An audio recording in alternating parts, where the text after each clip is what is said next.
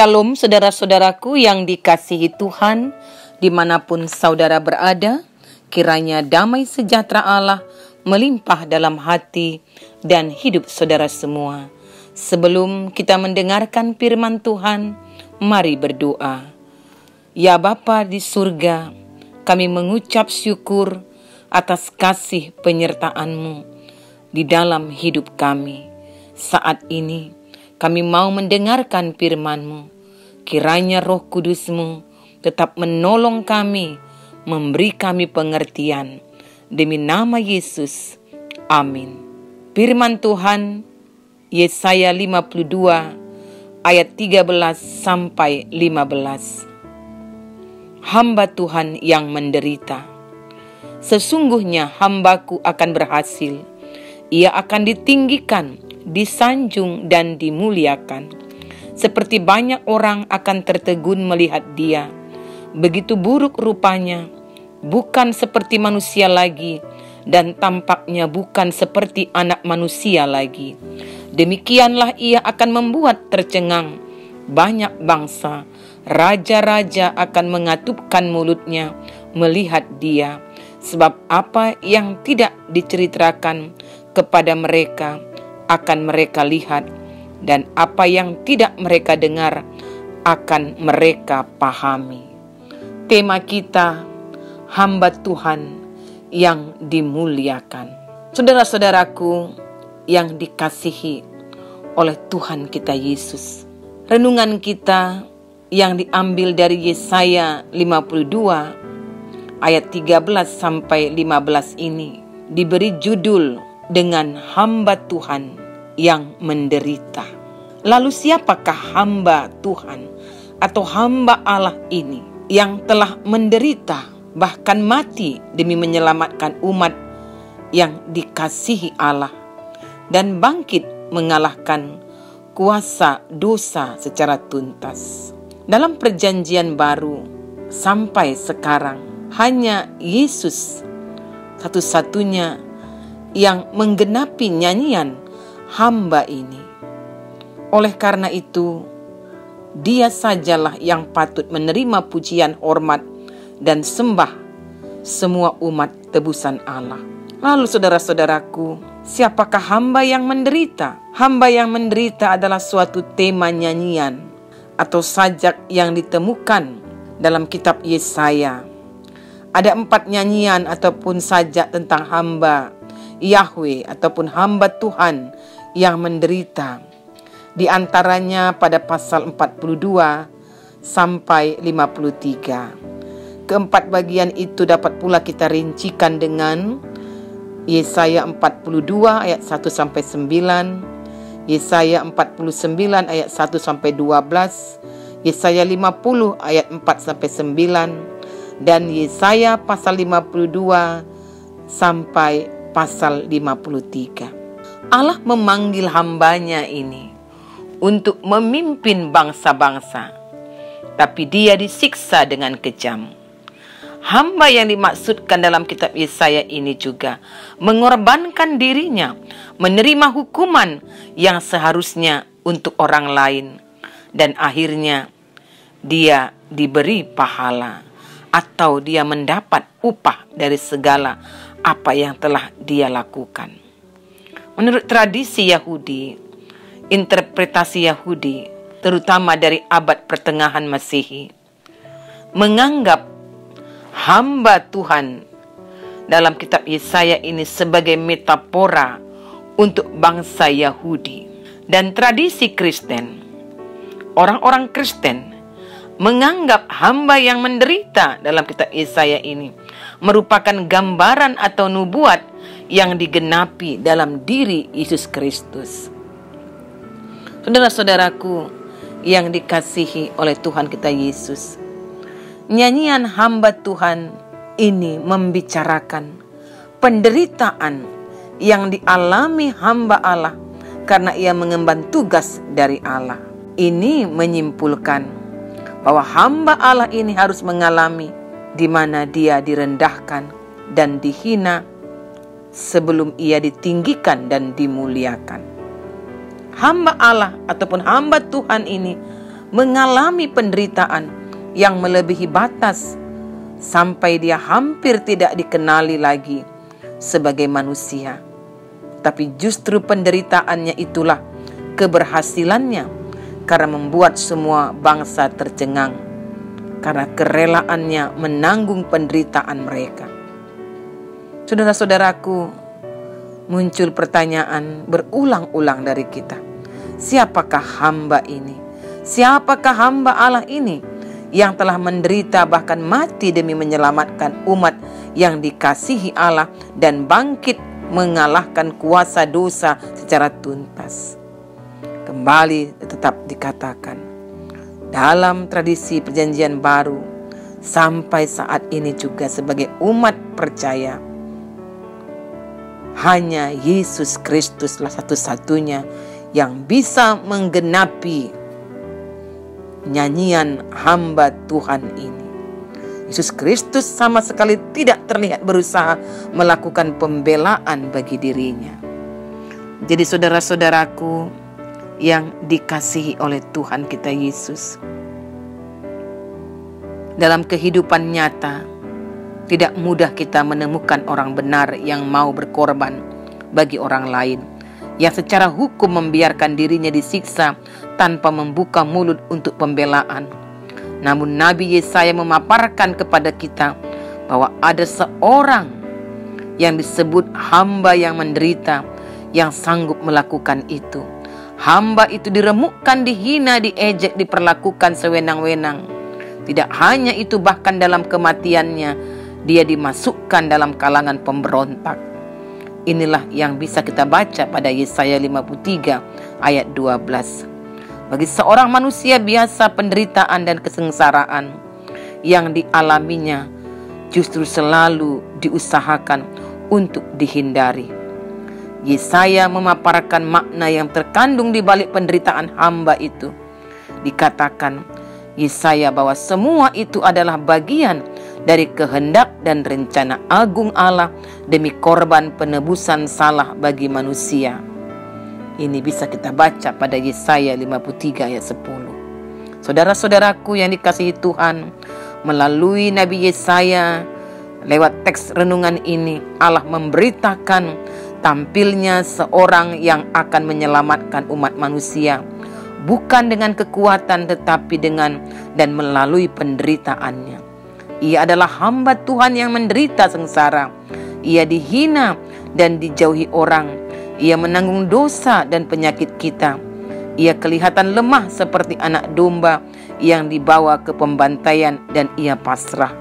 Tapi sesungguhnya ialah yang tampil sebagai hamba yang melayani dan menyerahkan dirinya sebagai tebusan bagi banyak orang.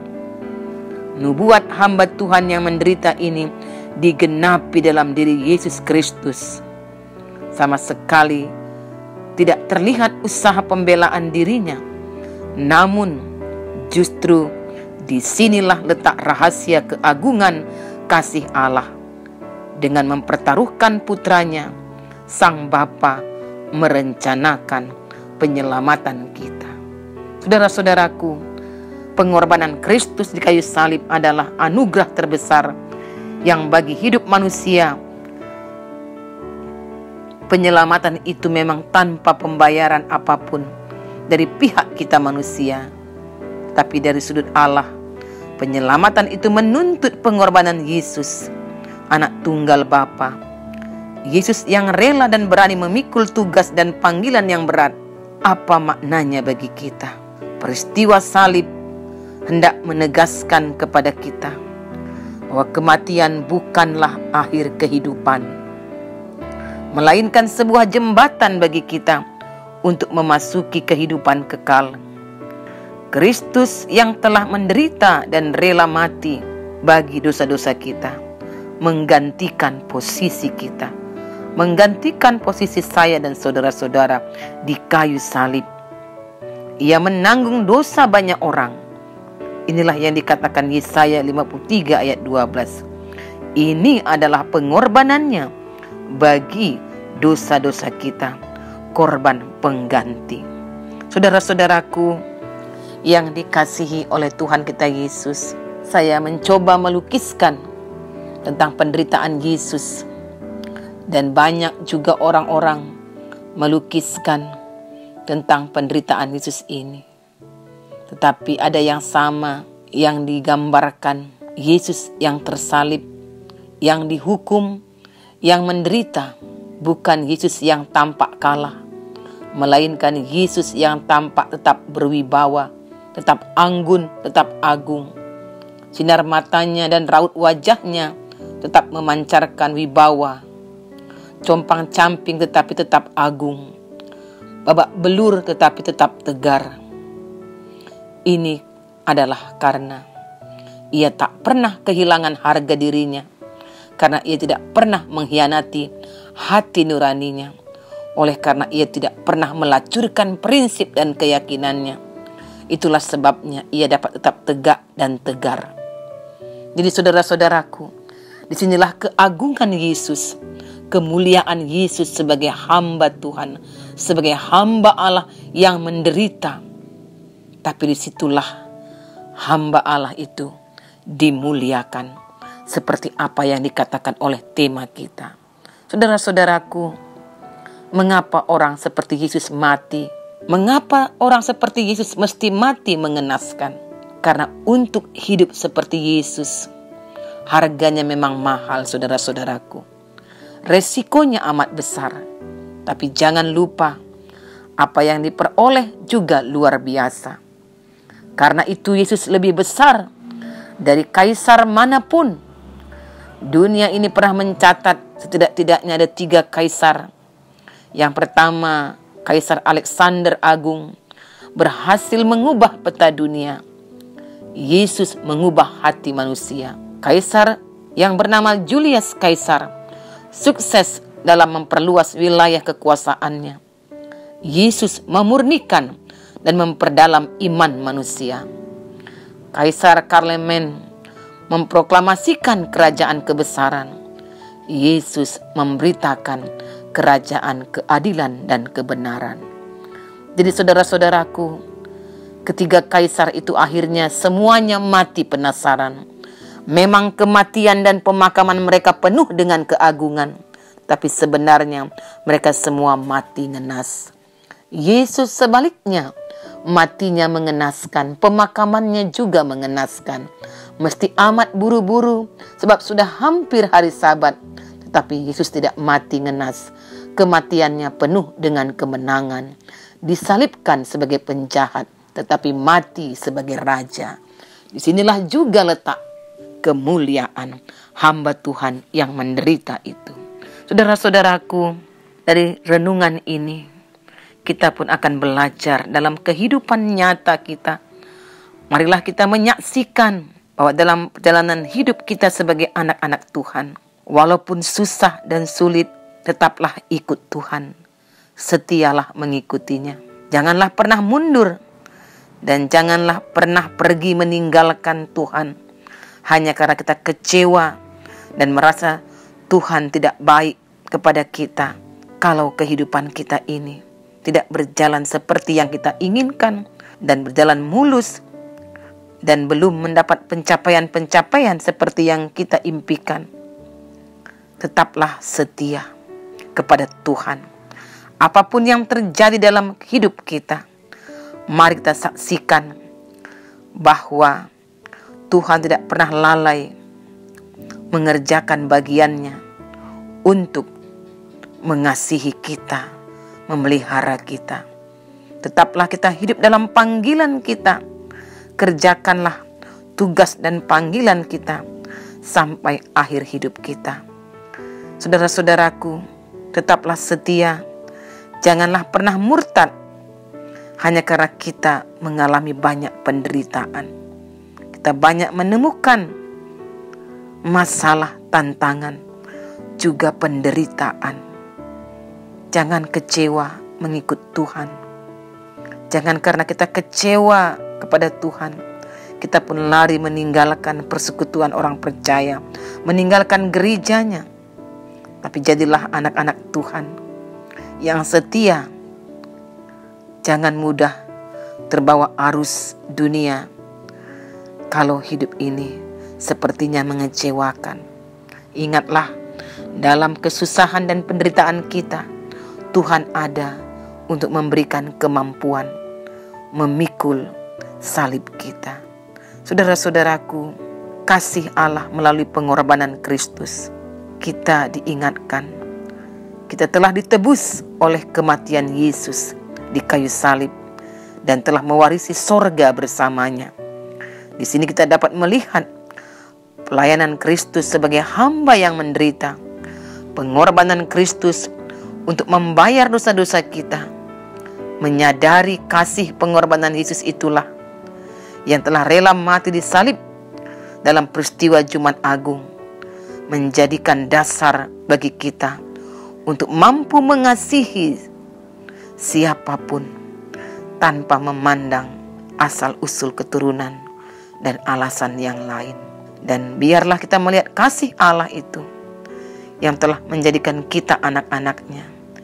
Kita pun akan mengenal kasih Allah dalam memperlihatkan damai sejahtera dan membawa damai di tengah-tengah kehidupan kita.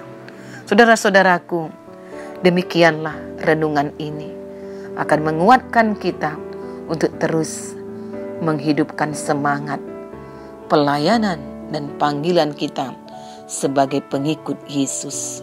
Setialah sampai akhir. Mari berdoa. Terpuji termulia Engkau Allah yang telah melawat kami renungan ini.